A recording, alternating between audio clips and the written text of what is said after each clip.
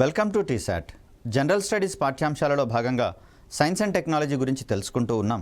ఈ వీడియోలో మనము రక్షణ రంగంలో భాగంగా భారతదేశము ప్రతిష్టాత్మకంగా ప్రారంభించినటువంటి డిఆర్డిఓ సంబంధించినటువంటి కార్యక్రమాలను గురించి తెలుసుకునే ప్రయత్నం చేద్దాం.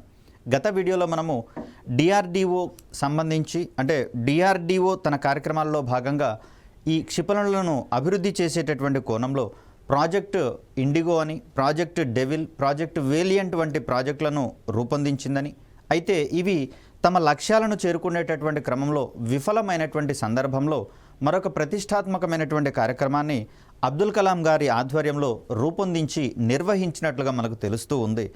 కేవలము 1-2 రకాలైనటువంటి క్షిపణుల మీద కాకుండా మొత్తంగా 3 కేటగిరీలకు చెందినటువంటి 5 రకాల క్షిపణులను ఏకకాలంలో అభివృద్ధి చేయడం మీద ఈ కార్యక్రమం దృష్టి సారించినట్లుగా మనం చూస్తూ ఉన్నాం. మరి వాటికి సంబంధించినటువంటి అంశాలు తెలుసుకునే ప్రయత్నం చేద్దాం.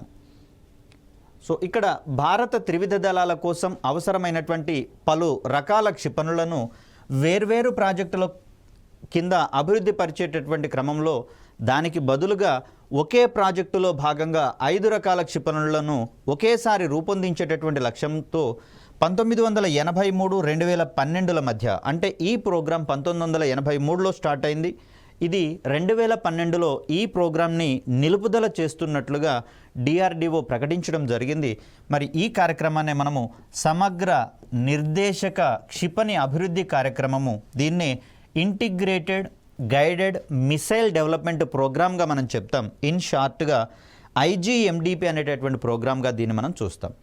ఏకకాలంలో ఒకటేసారి 5 రకాలైనటువంటి విభిన్న రకాలకు చెందినటువంటి క్షిపణులను, అంటే విభిన్న అవసరాల కోసం రూపొందించబడినటువంటి క్షిపణులను తయారు చేయడమే కాకుండా వాటిని సమర్థవంతంగా రూపొందించేటటువంటి క్రమంలో వాటిని వినియోగించుకోవాలని చెప్పేసి తీర్మానించుకోవడం జరిగింది. భారతదేశం యొక్క త్రివిధ దళాలు, అంటే ఇండియన్ ఆర్మీ కావచ్చు, నేవీ కావచ్చు, ఎయిర్ ఫోర్స్, ఈ 3 రకాలైనటువంటి సైనిక సాయుధ దళాల కోసము ఈ క్షిపణులని అందించాలని చెప్పేసి నిర్దేశించుకోవడం అనేది జరిగింది. ఇక్కడ ఆర్మీ అయితేనేమో అక్కడ భూతల వ్యవస్థల ద్వారా వాటిని ప్రయోగించేటటువంటి ప్రయత్నం చేస్తుంది. ఇండియన్ ఎయిర్ ఫోర్స్ విషయానికి వచ్చేసరికల్లా గగనతల వ్యవస్థలైనటువంటి యుద్ధ విమానాలు, అదేవిధంగా హెలికాప్టర్లు మరియు అన్మాన్డ్ ఏరియల్ వెహికల్స్ ద్వారా ఈ క్షిపణులను ప్రయోగించేటటువంటి ప్రయత్నం చేస్తుంది. నేవీ విషయానికి వచ్చేసరికల్లా షిప్స్ మీద కావచ్చు, జలాంతర్గాముల ద్వారా కావచ్చు వాటిని ప్రయోగించేటటువంటి ప్రయత్నం చేస్తుంది. కాబట్టి ఇలా మల్టిపుల్ డైమెన్షన్స్లలో ఈ మిసైల్స్ని ఉపయోగించుకునేటటువంటి కోణంలో ఈ కార్యక్రమం అనేది దృఢ నిశ్చయంతో ప్రారంభించడం జరిగింది అబ్దుల్ కలాం గారి మార్గ నిర్దేశనంలో. కాబట్టి దీన్ని మనం ఐజీఎండిపి అనేటటువంటి ప్రోగ్రామ్గా చూస్తూ ఉన్నాం. ఇక దీంట్లో భాగంగా రూపొందించేటటువంటి క్షిపణులను మనము ప్రధానంగా 3 కేటగిరీలకు చెందినటువంటి క్షిపణులుగా మనం చెప్తూ ఉన్నాం. మొత్తంగా మనకు 5 రకాలైనటువంటి క్షిపణులను డెవలప్ చేసుకోవాలని చెప్పేసి ఇక్కడ నిర్దేశించుకోవడం అనేది జరిగింది. సో దీంట్లో 1 by 1 కనుక మనం చూస్తే, మొదటిది ఉపరితలం నుంచి ఉపరితలానికి ప్రయోగించేటటువంటి క్షిపణులు. వీటిని సాధారణంగా భూతలం మీద నుంచి ప్రయోగిస్తూ భూతలం మీద ఉన్నటువంటి లక్ష్యాల మీదికి ప్రయోగించేటటువంటి ప్రయత్నం చేస్తారు. సో లక్ష్యాలు కూడా భూతలం మీదనే ఉంటాయి. మరి వీటిని ప్రయోగించేటటువంటి కోణంలో 2 రకాలైనటువంటి క్షిపణులను అభివృద్ధి చెందించాలని చెప్పేసి నిర్దేశించుకోవడం జరిగింది. వాటిలో మొదటి రకము ఎస్ఆర్బిఎం, అంటే స్వల్ప శ్రేణి బాలిస్టిక్ క్షిపణిని రూపొందించుకోవాలని చెప్పేసి అనుకున్నాం. షార్ట్ రేంజ్ బాలిస్టిక్ మిసైల్, ఈ మిసైల్ని పృథ్వీ అనేటటువంటి కోడ్ నేమ్ తోటి ప్రయోగించాలని చెప్పేసి నిర్దేశించుకోవడం జరిగింది. మరొక క్షిపణిగా వాస్తవానికి దీన్ని ఐఆర్బిఎంగా కాక ఎంఆర్బిఎంగా రూపొందించుకోవాలని చెప్పేసి నిర్దేశించుకోవడం జరిగింది. అంటే మీడియం రేంజ్ బాలిస్టిక్ మిసైల్గా దీన్ని రూపొందించుకోవాలని చెప్పేసి నిర్దేశించుకోవడం జరిగింది. ఈ క్షిపణిని తదనంతర కాలంలో మారుతున్నటువంటి అవసరాల కోణంలో ఐసీబీఎంగా కూడా దీన్ని డెవలప్ చేసుకోవడం అనేది జరిగింది. మోస్ట్ ప్రాబబ్లీ అక్యురేట్గా ఉన్నటువంటి ఇన్ఫర్మేషన్ ప్రకారము అగ్ని క్షిపణిని రీఎంట్రీ టెక్నాలజీని పరీక్షించేటటువంటి కోణంలో దీన్ని రూపొందించుకున్నట్లుగా మనకు తెలుస్తూ ఉంది. సో ఇక్కడ రీఎంట్రీ టెక్నాలజీ అనేది మనకు స్పేస్ సెక్టార్లో కూడా కనిపిస్తూ ఉంటుంది. కాబట్టి కొంచెం జాగ్రత్తగా దీన్ని పరిగణించుకోవాలి. అయితే ఈ ఐజీఎండిపిలో భాగంగా రూపొందించబడినటువంటి అగ్ని శ్రేణిలోని మొదటి క్షిపణి ఏదైతే ఉందో దాంట్లో ఈ రీఎంట్రీ టెక్నాలజీ అనేది ఉండదు. ఎగ్జామినేషన్ పాయింట్ ఆఫ్ వ్యూలో ఇక్కడ మనకు కీలకమైనటువంటి ఏరియాగా ఇది కనిపిస్తూ ఉంది. ఎందుకంటే అగ్ని 1లో కాకుండా మిగిలిన అన్ని రకాలలో రీఎంట్రీ టెక్నాలజీ అనేది ఉంది. మరి అదేంటి సార్ ఇక్కడ రీఎంట్రీ టెక్నాలజీ వాడదాం అనుకున్నారు కదా అంటే ఇక్కడ మనకు సాధ్యం కాలేదు. దీన్ని రీఎంట్రీ టెక్నాలజీని అగ్ని 2 మిసైల్స్ నుంచి మనకు ఇండక్ట్ చేయడం అనేది జరిగింది. మరి ఆ కోణంలో ఈ క్రింది క్షిపణులలో రీఎంట్రీ సాంకేతికత ఉన్నటువంటి అగ్ని శ్రేణి క్షిపణులను గుర్తించండి అన్నప్పుడు అగ్ని 1 తప్పించి మిగిలిన అన్నింట్లలో ఈ సాంకేతికత ఉన్నట్లుగా మనం భావించాల్సి వస్తుంది. సో ఇక్కడ ఒకసారి రీఎంట్రీ సాంకేతికత అంటే ఏంటో గమనించేటటువంటి ప్రయత్నం చేద్దాం. ఇక్కడ బాలిస్టిక్ మిసైల్ని ప్రయోగించినటువంటి సందర్భంలో ఇది కొన్ని సందర్భాలలో భూమి యొక్క ఎగువ పొరలను కూడా దాటి ప్రయాణిస్తుంది అని చెప్పేసి మనం ఒక మాట మాట్లాడుకున్నాం. సో ఇలాంటి సందర్భంలో ఇది ప్రయోగించినటువంటి ప్రాంతం నుంచి ఎగువ పొరలకు ప్రయాణించేటటువంటి సందర్భంలో కనుక గమనిస్తే భూమికి దగ్గరగా ఉన్నటువంటి వాయు పొరల యొక్క సాంద్రత అధికంగా ఉంటుందనేటటువంటిది మనందరికీ తెలిసిందే. మరి ఈ సాంద్రత అనేది ఎత్తుకి అంటే భూమి యొక్క ఉపరితలం నుంచి ఎత్తుకు వెళుతున్న కొద్దీ తగ్గేటటువంటి క్రమాన్ని మనం ఇక్కడ చూస్తాం. ఆ సందర్భంలో అధిక సాంద్రత ఉన్నటువంటి భూ ఉపరితలానికి దగ్గరగా ఉన్నటువంటి వాయు పొరల గుండా మిసైల్స్ కావచ్చు, రాకెట్స్ కావచ్చు ప్రయాణించేటటువంటి సందర్భంలో ఈ మిసైల్స్ అనేవి వాతావరణ కణాలతోటి ఘర్షణను అక్కడ ఎదుర్కొనేటటువంటి అవకాశం ఉంది. మరి ఘర్షణ వల్ల ఉష్ణం వెలువడేటటువంటి అవకాశం ఉంది. కాబట్టి ఈ సందర్భంలో దిగువ పొరల నుంచి ఎగువ పొరలకు ప్రయాణించేటప్పుడు లేదా భూమి యొక్క ఉపరితలం నుంచి ఎగువ వాతావరణ పొరలకు ప్రయాణించేటటువంటి సందర్భంలో వాయు పొరల సాంద్రత తగ్గుతూ ఉంది. కాబట్టి ఆ సందర్భంలో ఇక్కడ ఘర్షణ వల్ల వెలువడేటటువంటి ఉష్ణం యొక్క పరిమాణం కూడా ఎగువకు ప్రయాణించేటటువంటి సందర్భంలో తగ్గేటటువంటి అవకాశం ఉంది. ఇక ఒక నిర్దిష్ట ఎత్తు దగ్గర అది వాయు పొరలను దాటిన తర్వాత లక్ష్యాలను ఛేదించేటటువంటి సందర్భంలో తిరిగి వాతావరణ పొరల గుండా ప్రయాణించాల్సి వస్తుంది. ఈ సందర్భంలో ఎగువ పొరలలో వాతావరణ పొరల యొక్క సాంద్రత తక్కువగా ఉంటుంది. కాబట్టి తక్కువ సాంద్రత ఉన్నటువంటి వాయు పొరల నుంచి అధిక సాంద్రత ఉన్నటువంటి వాయు పొరల గుండా అది ప్రయాణించాల్సి వస్తుంది. ఈ సందర్భంలో ఎగువ పొరలకు ప్రయాణించేటప్పుడేమో వాయు పొరల సాంద్రత తగ్గడం వల్ల ఘర్షణ తగ్గుతుంది, వెలువడే ఉష్ణం కూడా తగ్గుతుంది. కానీ ఎగువ పొరల నుంచి దిగువ పొరలకు వచ్చేటటువంటి సందర్భంలో ఇది తక్కువ సాంద్రత ఉన్న వాయు పొరల నుంచి అధిక సాంద్రత ఉన్న వాయు పొరల గుండా ప్రయాణించాల్సి వస్తుంది. కాబట్టి ఈ సందర్భంలో ఏర్పడేటటువంటి ఘర్షణ క్రమక్రమంగా పెరుగుతూ ఉంది. వెలువడేటటువంటి ఉష్ణం కూడా క్రమక్రమంగా పెరిగేటటువంటి అవకాశం ఉంది. మరి ఆ సందర్భంలో భూమి యొక్క వాతావరణంలోకి విశ్వాంతరాలంలోంచి ఉల్కలు వంటి శిలా ముక్కలు వచ్చేటటువంటి అవకాశం ఉంది. మరి ఇవన్నీ వాయుపొరల గుండా ప్రయాణించేటటువంటి సందర్భంలో గాలితో ఏర్పడేటటువంటి రాపిడి వల్ల అవి మార్గ మధ్యంలోనే మండి బూడిదగా మారేటటువంటి అంశాలను మనం చూస్తూనే ఉన్నాం. మరి వీటిని మనం ఉల్కాపాతం అనేటటువంటి అంశాలుగా చెప్తూ ఉన్నాం. మరి ఇప్పుడు మనం చెప్పుకుంటున్నటువంటి సన్నివేశము ఉల్కాపాతానికి మించినటువంటి సన్నివేశం ఏమీ కాదు. కాకపోతే అక్కడ ఉల్కలతోటి మనకు అవసరం లేదు, కానీ ఇక్కడ మిస్సైల్స్ తోటి మనకు అవసరం ఉంది. కాబట్టి వీటిలో ఉన్నటువంటి పేలుడు పదార్థాలు ఏవైతే ఉన్నాయో ఈ క్రమక్రమంగా పెరుగుతున్నటువంటి ఉష్ణాన్ని తట్టుకోగలిగేటటువంటి సామర్థ్యాన్ని కలిగి ఉండాల్సి వస్తుంది.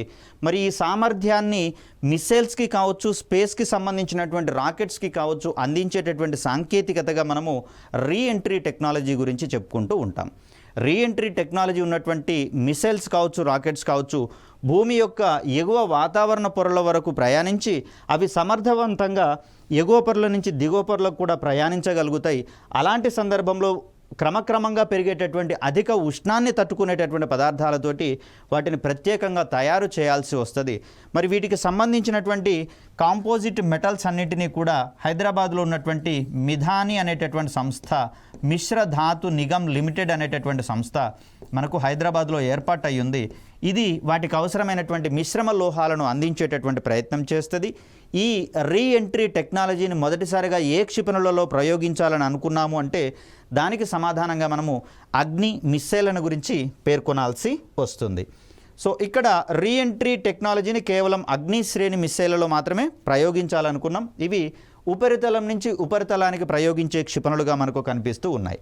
ఇక రెండవ కేటగిరీని కనుక మనం చూస్తే వీటిని మనము ఉపరితలం నుంచి గగనతలానికి ప్రయోగించేటటువంటి క్షిపణులుగా మనం చెప్తూ ఉన్నాం. వీటినే మనం ఎయిర్ ఇంటర్సెప్టార్ మిస్సైల్స్గా మనం పేర్కొంటూ ఉంటామని చెప్పాం. అంటే గగనతలంలో నుంచి వచ్చేటటువంటి శత్రు దేశాలకు సంబంధించినటువంటి యుద్ధ విమానాలను కావచ్చు, హెలికాప్టర్లను కావచ్చు, మిస్సైల్స్ని కూడా అడ్డుకునేటటువంటి క్రమంలో వీటిని అభివృద్ధి చేయాలని చెప్పేసి నిర్దేశించుకోవడం జరిగింది. వీటిలో భాగంగా షార్ట్ రేంజ్ బాలిస్టిక్ మిసైల్, అదేవిధంగా మీడియం రేంజ్ బాలిస్టిక్ మిసైల్స్ని అభివృద్ధి చేసుకోవాలని చెప్పేసి సంకల్పించుకున్నారు. షార్ట్ రేంజ్ బాలిస్టిక్ మిసైల్స్ని త్రిశూల్ అనేటటువంటి పేరుతోటి రూపొందించుకోవాలని సంకల్పించుకున్నారు.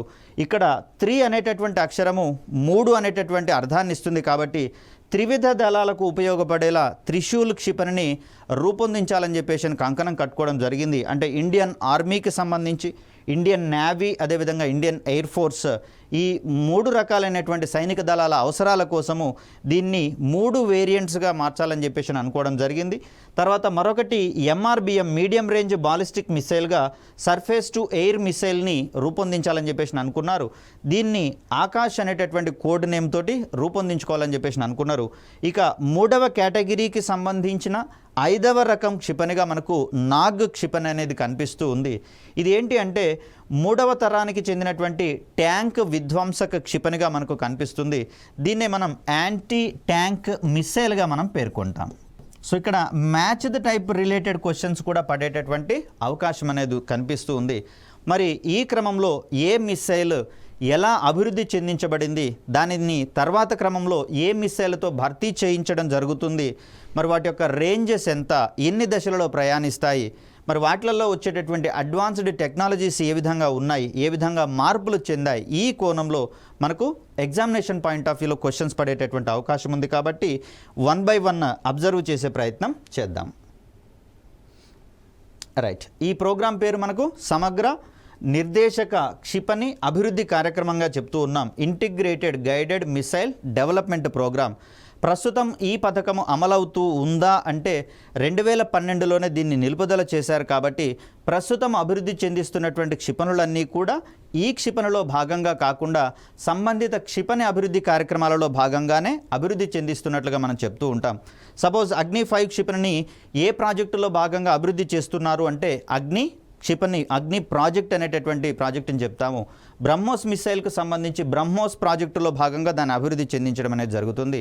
అదేవిధంగా పృథ్వీ క్షిపణిని ఏ కార్యక్రమంలో భాగంగా అభివృద్ధి చెందించారు అంటే అప్పుడు సమగ్ర నిర్దేశక క్షిపణి అభివృద్ధి కార్యక్రమం అని చెప్పుకోవాల్సి వస్తుంది. ఇక్కడ అగ్ని 2, అగ్ని 3 వరకు మాత్రమే IGMDPలో భాగంగా వీటిని అభివృద్ధి చెందించడం జరిగింది. అగ్ని 4 నుంచి వాటిని సెపరేట్ చేసేసి అగ్ని ప్రాజెక్టులో భాగంగా అభివృద్ధి చెందిస్తూ ఉన్నారు. మరి ఇవన్నీ కూడా మనకు కొన్ని కీలకమైనటువంటి అంశాలుగా కనిపిస్తూ ఉన్నాయి ఎగ్జామినేషన్ పాయింట్ ఆఫ్ వ్యూలో. రైట్, భారత సైన్యంలోని త్రివిధ దళాలకు అవసరమైనటువంటి విభిన్న క్షిపణి వ్యవస్థలను, అందుకు అవసరమైనటువంటి ప్రయోగ వేదిక సాంకేతికతలను అంటే లాంచర్ సాంకేతికతలను కూడా అందించేటటువంటి బాధ్యత ఇక్కడ కనిపిస్తూ ఉంది. వీటిని స్వదేశీయంగా రూపొందించి అభివృద్ధి పరిచేటటువంటి కోణంలో 1983లో IGMDP ప్రోగ్రాం ప్రారంభించబడింది. ఈ కార్యక్రమం మార్చి 2012లో ముగిసినట్లుగా ప్రకటించడం జరిగింది. సో ఈ కార్యక్రమంలో అభివృద్ధి పరిచినటువంటి క్షిపణులను కనుక గమనిస్తే భారతదేశంలో IGMDPలో భాగంగా రూపొందించబడినటువంటి మొట్టమొదటి క్షిపణి ఏది అన్నప్పుడు దాన్ని మనం పృథ్వీ బాలిస్టిక్ మిసైల్గా మనం చెప్తాం. 350 కిలోమీటర్ల పరిధిలోని లక్ష్యాలను ఛేదించడానికి దీన్ని తొలుత ఉద్దేశించుకోవడం జరిగింది. అయితే పృథ్వీ 1 విషయానికి వచ్చేసరికల్లా 350 కిలోమీటర్ల పరిధి అనేది ఉండదు, దానికంటే తక్కువ పరిధి అనేది ఉంటుంది. సో ఇక్కడ పృథ్వీ బాలిస్టిక్ మిసైల్ యొక్క ప్రత్యేకత ఏంటి అంటే ఇవి పూర్తిగా ద్రవ ఇంధనాన్ని వినియోగించుకొని పనిచేసేటటువంటి మిసైల్స్గా మనకు కనిపిస్తూ ఉన్నాయి.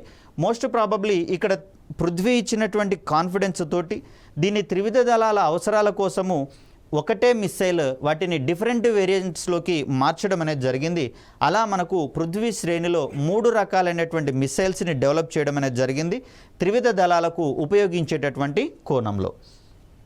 సో ఈ కోణంలో మనకి ఇక్కడ గమనిస్తే పృథ్వీ మొదటి మిసైల్కి సంబంధించి ఇక్కడ మనకు కనిపిస్తూ ఉంది. సో పృథ్వీ 1, అదేవిధంగా దీన్ని మనము పృథ్వీ అడ్వాన్స్డ్ ఎయిర్ డిఫెన్స్ వెహికల్గా దీన్ని మార్చారని చెప్పేసి అనుకున్న బాలిస్టిక్ మిసైల్ డెవలప్మెంట్ ప్రోగ్రాంలో భాగంగా. అదేవిధంగా ఇక్కడ మనకు పృథ్వీ డిఫెన్స్ వెహికల్ అనేది మనకు కనిపిస్తుంది. మిషన్ శక్తిలో భాగంగా దీన్ని రూపొందించుకున్నారని చెప్పేసి అనుకున్నాం. సో ఇక్కడ మనకు జాగ్రత్తగా గమనిస్తే ఇది పృథ్వీ 2 యొక్క వెర్షన్గా మనకు కనిపిస్తూ ఉంది. సో దీంట్లో చూడండి 2 మోటార్స్ అనేవి మనకు అందుబాటులో కనిపిస్తూ ఉన్నాయి. ఇక్కడ ఈ 2 మోటార్ల సహాయంతో ఇది 2 దశలలో ప్రయాణించేటటువంటి మిస్సైల్స్గా మనకు కనిపిస్తూ ఉన్నాయి. సో దీంట్లో ఈ ఇంజన్లో ఉన్నటువంటి ఫ్యూయల్ అయిపోయిన తర్వాత దీని యొక్క సెపరేషన్ అనేది జరుగుతుంది. తద్వారా సెకండ్ స్టేజ్లో ఉండేటటువంటి రాకెట్ మండడం ప్రారంభమవుతుంది. తద్వారా ఇక్కడ ఉన్నటువంటి వార్ హెడ్ ఈ కోన్ భాగంలో మనకు వార్ హెడ్ని అమర్చడం అనేది జరుగుతుంది. ఈ వార్ హెడ్ని లక్ష్యాల మీదకి విసిరివేయడానికి గాను ఈ 2 అంచెలలో ఏర్పాటు చేసినటువంటి రాకెట్ ఇంజన్లు అనేవి ఉపయోగపడతాయి. కాబట్టి సో ఇక్కడ చూపిస్తున్నటువంటివి మనకు పృథ్వీకి సంబంధించినటువంటి పృథ్వీ 2 మిసైల్ యొక్క కాన్ఫిగరేషన్గా ఇది మనకు కనిపిస్తూ ఉంది. సో ఇక్కడ మనకు పృథ్వీ 3 మిసైల్కి సంబంధించినటువంటి కాన్ఫిగరేషన్ ఇది. ఇక్కడ పృథ్వీ ఎయిర్ డిఫెన్స్కి సంబంధించినటువంటి కాన్ఫిగరేషన్, దీన్ని బాలిస్టిక్ మిసైల్ డిఫెన్స్ ప్రోగ్రాంలలో ఈ వేరియంట్ని వాడడం అనేది జరుగుతుంది. ఇది మనకు 3 అంచెలలో ప్రయాణిస్తున్నట్లుగా మనం గమనించవచ్చు. సో మొదటి మోటార్ మొదటి దశలో మండితే ఇక్కడ అమర్చినటువంటి 2వ మోటార్ 2వ దశలో మండుతుంది. ఇక్కడ ఉంచినటువంటి 3వ మోటార్ 3వ దశలో మండుతూ ఇక్కడి నుంచి అది సమర్థవంతంగా శత్రుదేశాలు ప్రయోగించినటువంటి బాలిస్టిక్ క్షిపణులని గగనతలంలో ఉండగానే మార్గ మధ్యమంలో అడ్డుకునేటటువంటి ప్రయత్నం చేస్తుంది. ఇక మనకిక్కడ కనిపిస్తూ ఉన్నది పృథ్వీ డిఫెన్స్ వెహికల్ మిషన్ శక్తి అనేటటువంటి కార్యక్రమంలో భాగంగా దీన్ని డెవలప్ చేసుకొని ప్రయోగించుకోవడం అనేది జరిగింది.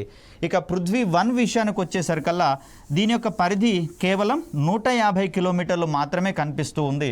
ఒరిజినల్గా దీన్ని 350 కిలోమీటర్ల పరిధిలో ఉన్నటువంటి లక్ష్యాల మీదకి ప్రయోగించాలని చెప్పేసి అనుకున్నాం. కానీ ఇక్కడ జాగ్రత్తగా గమనిస్తే 150 కిలోమీటర్ల పరిధి అనేది కేవలము టాక్టికల్ మిసైల్స్కి మాత్రమే ఉండేటటువంటి రేంజ్గా మనకు కనిపిస్తుంది.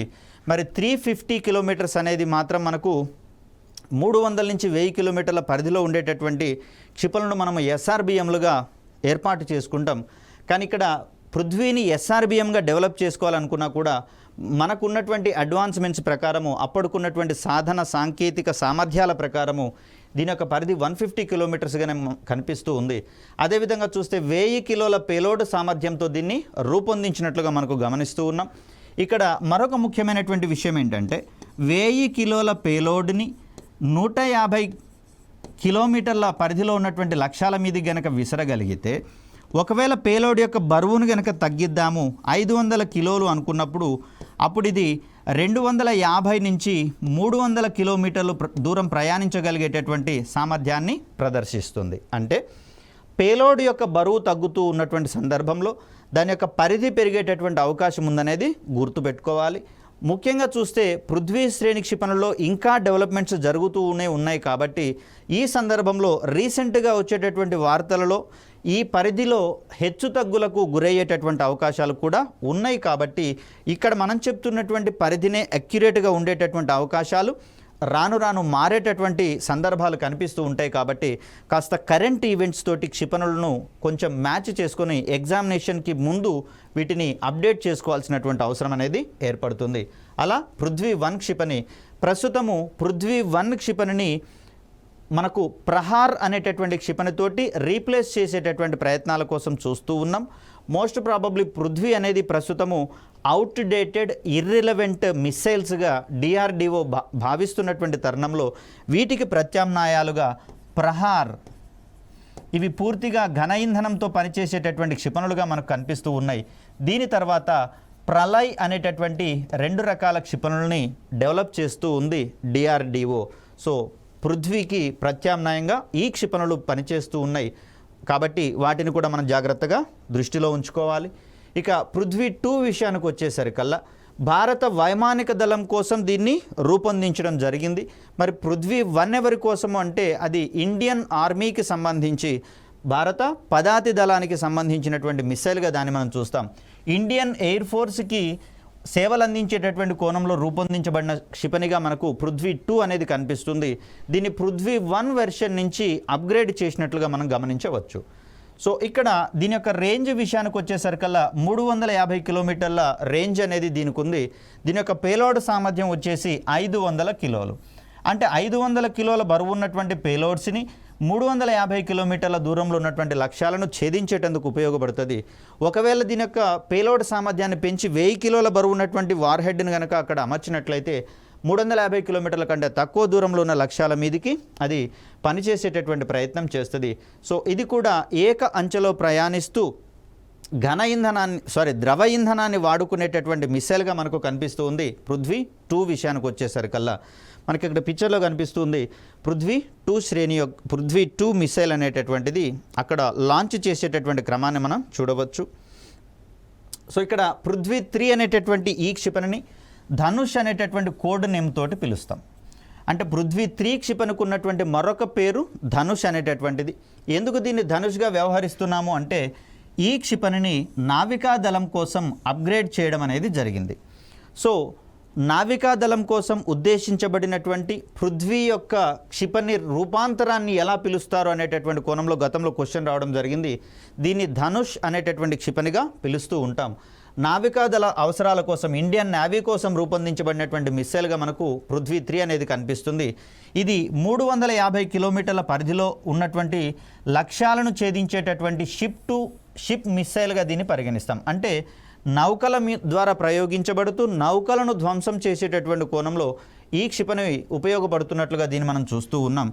దీని యొక్క పేలోడ్ సామర్థ్యం వచ్చేసరికల్లా మనకు 500 నుంచి 1000 కిలోల బరువు ఉన్నటువంటి పేలోడ్లను మోసుకొని పోగలుగుతుంది. అదేవిధంగా దీన్ని దీర్ఘశ్రేణి బాలిస్టిక్ క్షిపణిగా కూడా అప్గ్రేడ్ చేయాలని చెప్పేసి సంకల్పించుకుంటూ ఉన్నారు. దీనికోసము దీన్ని మరిన్ని అడ్వాన్స్మెంట్స్ కోసము ట్రై చేస్తూ ఉన్నారు. ఇప్పటికే ఈ పృథ్వీ క్షిపణులలో పృథ్వీ ఎయిర్ డిఫెన్స్ అనేటటువంటి వేరియంట్ ఒకటి ఉన్నట్లుగా మనం చూస్తూ ఉన్నాం. దీన్ని బాలిస్టిక్ మిసైల్ డిఫెన్స్ సిస్టమ్స్లలో ఉపయోగించుకుంటున్నారని చెప్పేసి అన్నాం. ఇంకొకటి పృథ్వీ డిఫెన్స్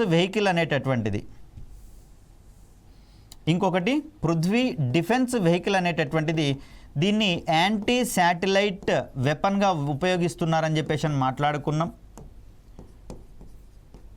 దీన్నే మిషన్ శక్తిలో భాగంగా దాన్ని అభివృద్ధి పరుచుకున్నామని చెప్పేసి అనుకుంటున్నాం. సో పృథ్వీ మిసైల్ని రకరకాల అవసరాలకు అనుగుణంగా మారుతున్నటువంటి అవసరాలకు అనుగుణంగా రకరకాల వేరియంట్లలో అభివృద్ధి పరిచి దాన్ని ఉపయోగించేటటువంటి క్రమాన్ని మనం చూస్తున్నాం.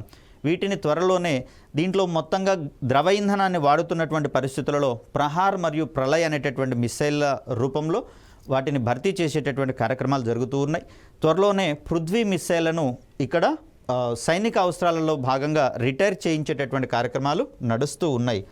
సో నెక్స్ట్ మనం చూడాల్సినటువంటి క్షిపణిగా ఆకాష్ క్షిపణి అనేది కనిపిస్తూ ఉంది. సో ఇక్కడ మనకు ఉపరితలం నుంచి గగనతలానికి ప్రయోగించగలిగేటటువంటి క్షిపణిగా దీన్ని మనం చూస్తూ ఉన్నాం. ఈ క్షిపణి యొక్క పరిధి 25 కిలోమీటర్లుగానే మనకు కనిపిస్తూ ఉంది. మనకు ఉద్దేశాలు ఘనంగా కనిపిస్తూ ఉన్నా కూడా మనకున్నటువంటి సాంకేతికత కొంచెం లిమిటెడ్గా ఉన్నటువంటి పరిస్థితులలో తక్కువ పరిధికే పరిమితమైనా కూడా తదనంతర కాలంలో అమోఘమైనటువంటి మిస్సైల్స్ని రూపొందించుకోవడం జరిగింది డిఆర్డిఓ తనకున్నటువంటి అమోఘమైన మానవ వనరులను ఆధారంగా చేసుకొని. సో ఇక్కడ దీన్ని మనము సర్ఫేస్ టు ఎయిర్ మిస్సైల్గా మనం చెప్తూ ఉన్నాం. సో భూతలం నుంచి గగనతలంలో ఉన్నటువంటి లక్ష్యాల మీదకి వీటిని ప్రయోగించేటటువంటి ప్రయత్నం చేస్తారు. ఆ సందర్భంలో దీన్ని ఎయిర్ ఇంటర్సెప్టార్ మిసైల్స్గా మనం పరిగణిస్తూ ఉంటాం. మరి దీంట్లో ఉన్నటువంటి ప్రత్యేకతల గురించి మనం కాస్త మాట్లాడుకోవాల్సినటువంటి అవసరం ఉంది. మధ్యశ్రేణి సూపర్ సోనిక్ బాలిస్టిక్ మిసైల్గా దీన్ని అభివృద్ధి పరచాలని చెప్పేసి అనుకున్నాం. అఫ్కోర్స్ అనుకున్న లక్ష్యానికి కొంచెం తక్కువలోనే దీన్ని డెవలప్ చేసుకోవడం అనేది జరిగింది. అయితే దీంట్లో అత్యాధునికమైనటువంటి సాంకేతికతల్ని ఇండక్ట్ చేయడం అనేది జరిగింది.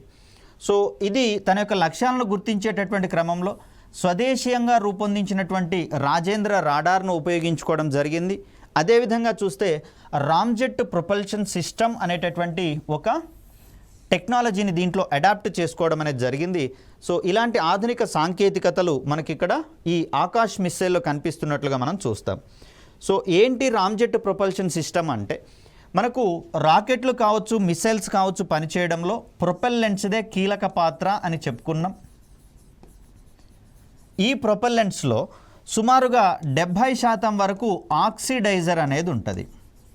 ఏం పని చేస్తుంది ఆక్సిడైజరు అంటే ఇక్కడ ప్రొపెల్లెంట్స్లో భాగంగా వాడుతున్నటువంటి ఫ్యూయల్ ఏదైతే ఉందో, ఇంధనం ఏదైతే ఉందో, ఈ ఇంధనము మండడానికి అవసరమైనటువంటి ఆక్సిజన్ని నిరంతరాయంగా సప్లై చేస్తూ ఇంధనం పూర్తిగా మండేందుకు ఇది దోహదం చేస్తుంది. కాబట్టి ఇంధనం నుంచి వచ్చేటటువంటి మొత్తం శక్తిని ఉపయోగించుకొని ఇవి ముందుకు ప్రయాణించేటటువంటి ప్రయత్నం చేస్తాయి. మరి ఆ సందర్భంలో ప్రొపెల్లెంట్స్లో అధికంగా ఉండేటటువంటి కాంపోనెంట్ ఏంటి అంటే ఆక్సిడైజర్ అని చెప్పుకుంటాం. ఇక్కడ 1 టన్ను పరిమాణంలో ప్రొపెల్లెంట్స్ని కనుక మనం వాడుతున్నటువంటి పరిస్థితులలో మరి టన్ను అంటే 1000 కిలోలు కనిపిస్తుంది. కాబట్టి ఈ 1000 కిలోలలో 700 కేజీలు మనకు ఆక్సిడైజర్ కనిపిస్తూ ఉంది. కేవలము 300 కిలోలు మాత్రమే ఒరిజినల్గా ఫ్యూయల్ అనేది కనిపిస్తూ ఉంది. మరి ఆక్సిడైజర్ని భూమి మీద నుంచే ముందుగానే దాంట్లో నింపుకొని ప్రయోగించినటువంటి సందర్భంలో ఇక్కడ మిస్సైల్ యొక్క బరువు కూడా అమాంతం పెరిగేటటువంటి అవకాశం ఉంది. మరి మిస్సైల్స్ యొక్క బరువు పెరుగుతున్నటువంటి సందర్భంలో దాన్ని అమాంతం మోసుకొని పోవడానికి అవసరమయ్యేటటువంటి ఇంధనం యొక్క పరిమాణం కూడా గణనీయంగా ఉండేటటువంటి అవకాశం ఉంది. కాబట్టి ఈ సందర్భంలో ఈ మిస్సైల్ యొక్క బరువును తగ్గించాలి అంటే ఇంధనాన్ని తగ్గించామనుకోండి అవి తక్కువ పరిధిలోకే ప్రయాణించేటటువంటి ప్రయత్నం చేస్తాయి. అలా కాకుండా ఈ ఆక్సిడైజర్ని కనుక తగ్గించగలిగితే, ఆక్సిడైజర్ పరిమాణాన్ని కనుక తగ్గించగలిగితే మిస్సైల్ యొక్క పరిమాణం తగ్గుతుంది. అదేవిధంగా తక్కువ ఫ్యూయల్ తోటే మిస్సైల్స్ సుదూరాలకు ప్రయాణించేటటువంటి అవకాశం కూడా ఉంది. మరి దీనికి ప్రత్యామ్నాయంగా రూపొందించబడిందే మనకు రామ్జెట్ ప్రొపల్షన్ సిస్టమ్. మరి ఈ సిస్టమ్ ఏం పని చేస్తుంది అంటే ఇక్కడ మిస్సైల్ అనేది ముందు భాగం ఇలా ఉంటుంది. సో దీంట్లో కొనదేరినటువంటి భాగంలో కొంత గ్యాప్ అనేది లోపలికి గాలిని ఎలో చేయడానికి ఉద్దేశించబడుతూ ఉంటుంది. మరి ఇలా మిసైల్ ముందుకు ప్రయాణించేటటువంటి క్రమంలో గాలి అనేది దాని లోపలి భాగంలోకి ప్రవేశిస్తుంది.